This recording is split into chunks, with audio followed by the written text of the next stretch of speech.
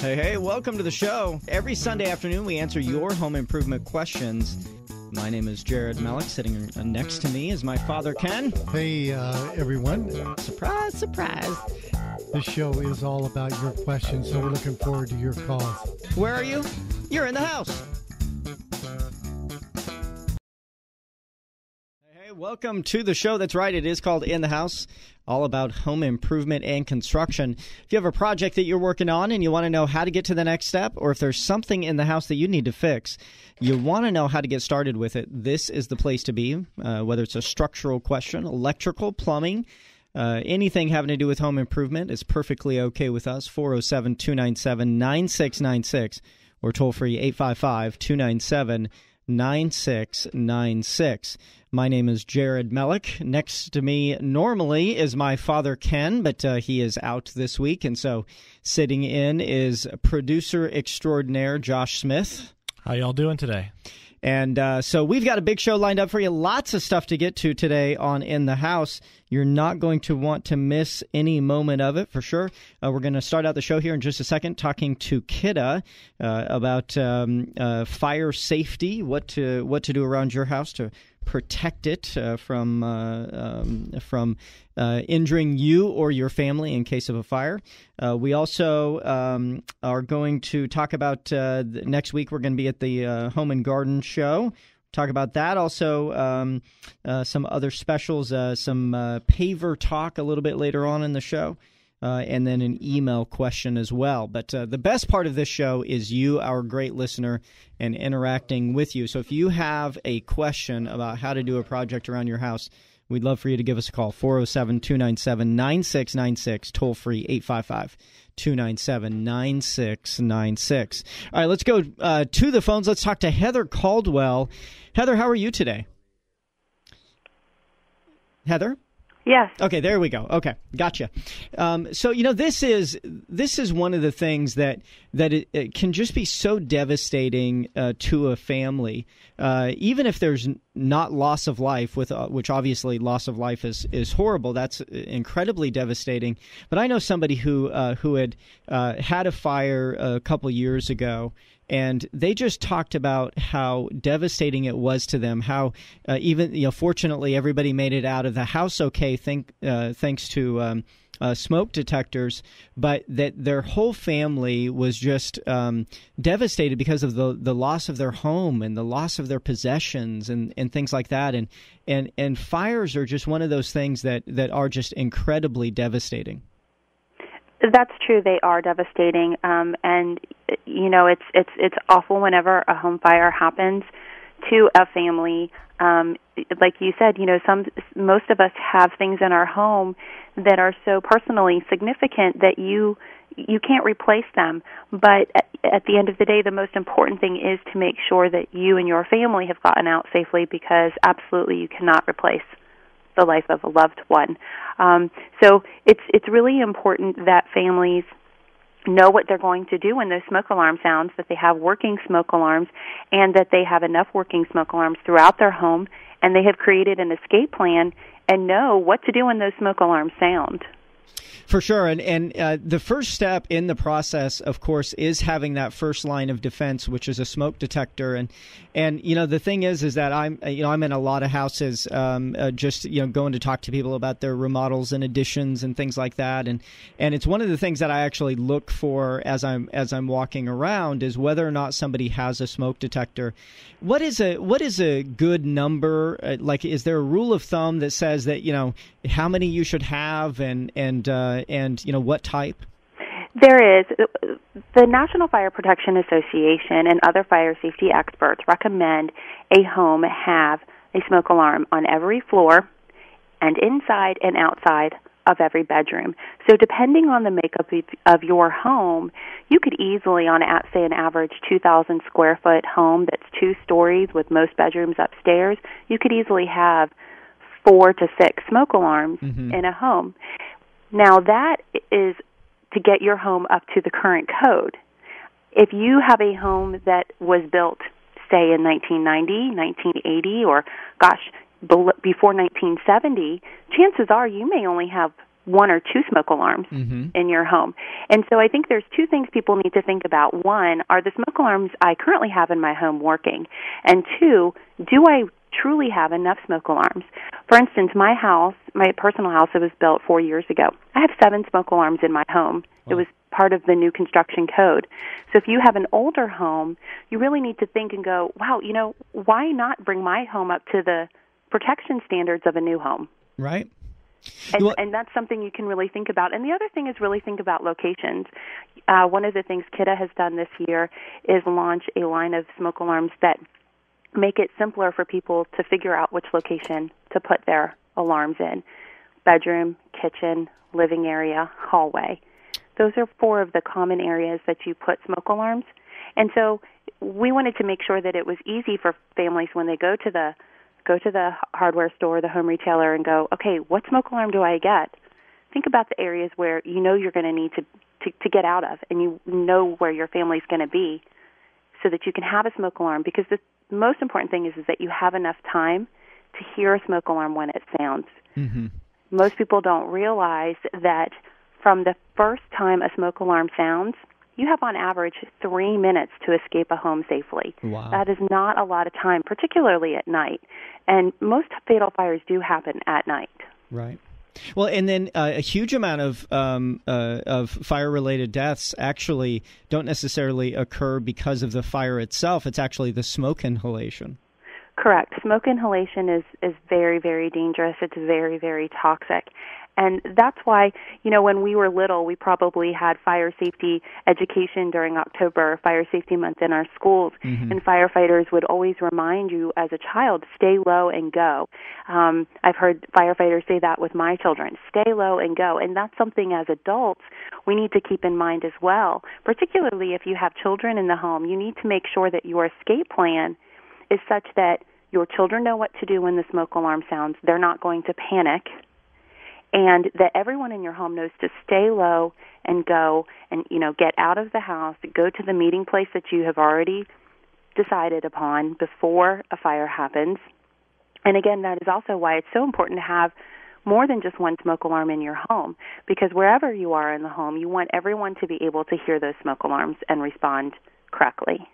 I just recently purchased a house in July of this last year, and as I'm sitting here, I'm trying to remember how many smoke alarms I have in my house. When I purchased the house, it actually had one. It had one smoke alarm, and the thing is it's a 3,100 square foot house under air. And so, one of my son's room is on one side of the house, and then my wife and a few of the other kids are on the other side of the house. And the smoke alarm was only in the hallway. Now, I've added 2 additional, but as I'm actually sitting here, taking a personal inventory, saying, "Oh, wait a minute, I need to add some more smoke alarms." Well, that's great that you're thinking of that, because it isn't something that we often, as parents or just as people, think about on a regular basis, making sure that the smoke alarms in our home, again, that we have enough.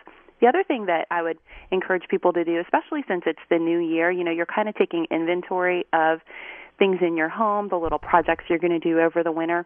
One thing to think about is, how old are your smoke alarms? Mm-hmm. We recently did a survey and found out that 17 million homeowners who have homes that were at least 10 years old needed to update the fire safety equipment in their home. There's a lot of people out there that probably also have smoke alarms that are over 10 years old, because, again, it's not something that you think about on a regular basis. Right. And time, let's face it, time flies. You'll think about, I know I sit there and think about something and go, gosh, did that happen a year ago or 2 years ago or 3 years ago? And so I would encourage your listeners to think about, again, with their home fire safety plan, do they have enough alarms in their home? Does their family know how to respond when those alarms sound? And are their alarms current? Do they need to replace those smoke alarms? If you can't remember the last time you replaced the smoke alarm, chances are you need to go ahead and do that. So how long are they good for? Smoke alarms should be replaced every 10 years. Again, that's the recommendation of experts like the NFPA. Oh, man. So again, people, 10 years, it seems like such a long time, but in reality, 10 years can go by very quickly. So, and another thing to think of, you mentioned that you had just moved into a new home. Think of when you move into a new-to-you home. A lot of people would just assume that the smoke alarms work and that they're fine because they just moved into the home. Right. But if the home you're moving into is over 10 years old, why, unless you have written documentation of when those smoke alarms were installed, why take the chance? Just go ahead and replace the smoke alarms as part of your moving in process. Yeah, I've never heard anyone complain, man, I've got too many smoke detectors. Exactly. Oh, man, there's just too many in my house. Yeah. That is true. Now, the one thing you might hear people complain about is low battery trips. I know we hear that quite often from smoke alarms, and that's one reason, again, we have this new line of smoke alarms, and they're called the Worry-Free line, and all of the smoke alarms have a 10-year sealed lithium battery inside. Yeah, actually, we actually Ken? tease my father. My father, who usually sits in here and does the show with us, he had smoke alarms at his house, and we had teased about you go over there and they're chirping all of the time, which means that they're not actually functioning properly. If your smoke alarm is chirping, it's time to either replace it with one that's a worry-free or at least replace the battery. I thought he had a lot of birds. Ken, where's this bird at? I got at least 6 of them in this house. So you had talked about how now you guys have made the process a lot easier, which is that you've separated them now by living area, bedroom, kitchen. What are the different types of smoke alarms, and why is it important to choose one that is specified for that specific area? Well, it's I think the bottom line is, let me be really clear. The bottom line here is just to make sure you have working smoke alarms in all of the places. All the smoke alarms, even ones that have a specific location named on them, can be used in any location throughout your home. What we wanted to do, though, was to try to help make it a little bit simpler by creating some smoke alarms that have recommended features that would be beneficial in certain rooms. So, for instance, in the Kidde Worry-Free line, the bedroom smoke alarm has a voice warning as well as a traditional beeping alert. That way, if you are asleep, not only are you going to hear the beep, you're also going to hear the sound of a voice. Oh, that's good. So, and there have also been studies showing that voice warning can be more effective at waking people who sleep through the sound of a beeping smoke alarm, such as children. Some children sleep so soundly that they don't hear the sound of the smoke alarm. And so there's been studies that show a voice may be more effective at waking them. Now, it depends on the voice, I think, because if it's like, hello, there's a fire inside your family room, is not the same as, get out the house! There's a fire! See, there's a difference between those two. That's probably true. Let's go to the phones. Let's talk to Jennifer in Winter Park. Jennifer, you're in the house. Go ahead. Yes, my question is, do I still need carbon monoxide detectors if I don't have any gas appliances? That's a really good question, Jennifer, and that's something we actually get asked quite a lot. My question to you would be, do you have an attached garage? I do, yes. Then if you have an attached garage, I would recommend having a carbon monoxide alarm. Unfortunately, there have been quite a few incidents where people have pulled their cars into the attached garage and run in with something, say their groceries or something, and left the car running and forgotten about it and poisoned their family. Wow. Okay. Well, that answers that. Thank you. Yeah, great question for sure. Thanks, Jennifer. We appreciate your call. If you want to call with your home improvement questions, 407-297-9696, toll free 855-297-9696. That is a pretty common question because you would think that, in general, if you didn't think it all the way through, okay, carbon monoxide, that's a result of gas. So therefore, if I don't have gas at my house, then I don't need a carbon monoxide. You're correct. And again, unfortunately, sometimes carbon monoxide poisoning can occur in ways that you don't think of, that don't directly happen in the house. For instance, attached garages. A really big source of carbon monoxide after a hurricane are generators. Mm-hmm. And people putting a generator, say, in their garage or on their back porch and running the cable through an open window. Unfortunately, if you put the generator too close to the home, the exhaust from that generator can still seep inside the home and cause damage. Yeah, I actually remember after the big Hurricane Charlie here in Central Florida in 2004, there were a number of deaths that occurred as a result of that same thing, either a generator being right outside the window or other people had put it in their garage because they were scared that somebody was going to take it, and then all of a sudden all that carbon monoxide's in the house and the whole family passes away. So this is something that, you never know what's going to happen, so it's better to have ones that do already detect the carbon monoxide as well. And there's multi-purpose, correct? Well, there's combination carbon monoxide and smoke alarms, and there's also a gas and carbon monoxide combination smoke alarm. So yes, you can get a product that does senses more than one hazard. In fact, in the Kidde Worry-Free line, the kitchen smoke alarm also senses carbon monoxide. So it has both of those capacities. I at my last house that I was in, that I lived in for a couple of years, I'd rented it, and there was a smoke detector in the kitchen, and it was placed right above the oven. And every time the oven was opened, that smoke alarm would end up going off. And the problem that ended up happening is that it literally happened so much that the children. It's almost like they, when you hear a noise all the time, it doesn't scare you. And so then one of my concerns was that all of a sudden, if there was a real fire, that everybody's like, oh, mom must be cooking again. Yeah, there's bacon going on. Oh my gosh, that I can imagine how frustrating and when you think about the potential risk, scary that could have been. And that's a common question we get too. Is my smoke alarm in the kitchen keeps sounding? What can I do? If you have battery-powered smoke alarms, we would recommend first moving your smoke alarm. Make sure it's at least 10 to 15 feet away from, say, your oven or your stove. The other thing to do is to make sure the smoke alarm you have installed has a hush button. A lot of people forget that button in the middle of your smoke alarm doesn't just test them, they hush it as well. And just especially sometimes when we are cooking dinner or something's going off and that alarm starts blaring, you're just so frustrated you don't think about, okay, if I hit this, it'll stop. But another thing to do is to look at the type of smoke alarm you have. The Kidde Worry-Free kitchen smoke alarm actually has a unique technology that we call our intelligent sensor. And what that does is it actually reduces the potential for nuisance alarms such as those that happen during cooking. And there's another alarm out there that's called the intelligent alarm, which is a combination smoke and carbon monoxide alarm. And it does the same thing. They're both designed so that if it's placed in the kitchen area or in another area, the technology is going to reduce the risk of nuisance alarms. And we've been talking about smoke detectors and how important they are and testing them. What about testing them and how often should people do it? Go ahead, Heather. Sorry, we didn't get you there. Oh, I didn't say. I'm sorry. Okay, sorry. I was just waiting. So, what about the testing of smoke detectors? How often do you recommend that people do it? You should test your smoke alarm at least once a month, just to make sure that it is sounding properly and working properly.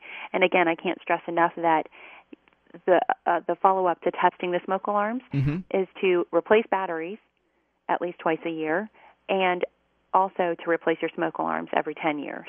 But the new worry-free ones from Kidde, it actually has a 10-year battery on it, so therefore you don't have to actually replace the battery, correct? That is absolutely correct. So this line of smoke alarms has a 10-year sealed-in lithium battery.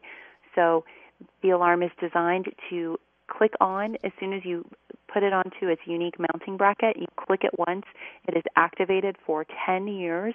You never have to change the battery, and you never have to replace the battery. Very good. And we're going to be, you guys provided the show with some of those, and so we're going to be giving them away over the next few weeks on the air. So if you want a never replace your battery smoke detector, then you can win it here on In the House, or also you can just go to most local retailers are actually going to sell the Kidde brand of products, right, Heather?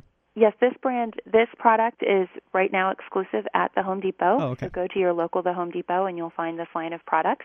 And if you want more information about it or another opportunity, you can also check out our Facebook page, because we do have a sweepstakes going on to try to help people with the new year and getting their alarms up to replaced and getting their house ready and safe. Very good, and we'll put a link to that on our website as well as on our Facebook as well. Great. Well, Heather, thank you so much for spending some time with us, and hopefully, some of our listeners heard this conversation and at least go today and test the smoke detector. And if you don't have enough, then it's a good idea to go out and get some new ones. Well, thank you so much for having me. Thanks, Heather. We appreciate it. All right. If you have a home improvement question, 407-297-9696. Toll free 855-297-9696. Let's go to the phones. Let's talk to Paul. Paul, you're in the house. Go ahead. Hey, I appreciate that. I was passing through town, picked up your station, and had a question about a bathroom remodel. I don't really want to go real big on, an elaborate remodel, but my wife and I bought a house, and it's got a tub in the master bath. We want to pull that tub out and put a walk-in shower. Mm-hmm. And I was just curious, if you're going pretty budget-minded, other than putting I want to put tile in there. I don't want to put a fiberglass unit in Sure. there or whatever. But are we talking about $10,000, $5,000, $15,000? What kind of price range are we looking at? Yeah, I mean, a couple things when it comes to bathroom remodels. On average, you're going to find that an average guest remodel is between $5,000 and $7,000, and then a average master remodel is between $10,000 and $15,000. Those are going to be, every national statistic that I say comes out to those numbers. But for example, I've done master bathroom models as little as the 5 to 7, just based on the size of them, and I've done a master bathroom model that was $55,000. So I guess it all depends on how crazy you get with the materials and how big it is. And for sure, this is not a real big bathroom, so I guess somewhere between 5 and 10 would 10 would be on the high side, I'm sure, because I imagine when you pull that, it's got old tile on the the small tiles on the floor. So mm-hmm. when you pull the bathtub out, you're gonna have to do the floor, right? Yeah, you're definitely gonna have to do the floor, and then also you're gonna have to modify the plumbing just because of typically how a tub connects versus how a shower is. Very rarely is it going to line up the same way. You got to put a shower pan in and slope the floor, and so it is a process. So obviously I haven't seen it, but I would probably say it would be in that 10 to 15 range is probably what it would be. Now, it depends on how much you do yourself. If you do the demo yourself and you just hire a plumber to make the plumbing changes, or if you install the tile, then you can save some money. So, it depends on what work you do yourself and what work you hire a professional for. Now, right. let me ask you. I probably would do some of it myself. I like to do stuff myself. I just want to make sure I don't screw up anything. Yeah, I mean, the thing is that when deciding whether or not to do a project yourself, one of the things that I always think is important is, one, know your limitations, know what you're good at and what you're not good at. And then the second thing is that know what the consequences are if you do it incorrectly. In other words, let's say, you decide that you're going to bust out the floor and move the plumbing, and you've never done plumbing before. I'm probably going to tell you that part you may want to hire a professional, because the consequences if it goes bad is that your whole house could be flooded. You could literally, cause tens, if not $100,000 worth of damage by doing it incorrectly. Whereas if you do the drywall and texture the drywall, well, if you do that not so hot, it just doesn't look great. That's the consequence. Right. So one of the things when you decide whether or not to do it yourself is to figure out, okay, what are the consequences if I do this wrong? So, right. And then same thing with a shower pan. Like one of the number one leaks that we find in bathrooms is from the shower pan, and so if you've never installed one, it's you just want to make sure that you do it right. Right. Well, that's wise. I think I would probably have the pro come in and make sure everything was was done right from that part up, and then perhaps I'd do some of the demo and finish work myself. But that helps a lot, just knowing what the price range would be. And I appreciate your time, and I enjoy your show. Thanks. One other thing before you go, you had talked about removing the tub in the master bath. Let me ask you a question. Do you have a tub anywhere else in the house? Yes. Okay. The guest bath has a tub as well. Yeah, one of the things for resale is that we talk about a lot of times with additions is that if you are getting rid of a bathtub, every house should have at least one of them. Just so that way, when you go to sell the house, that can be a resale factor.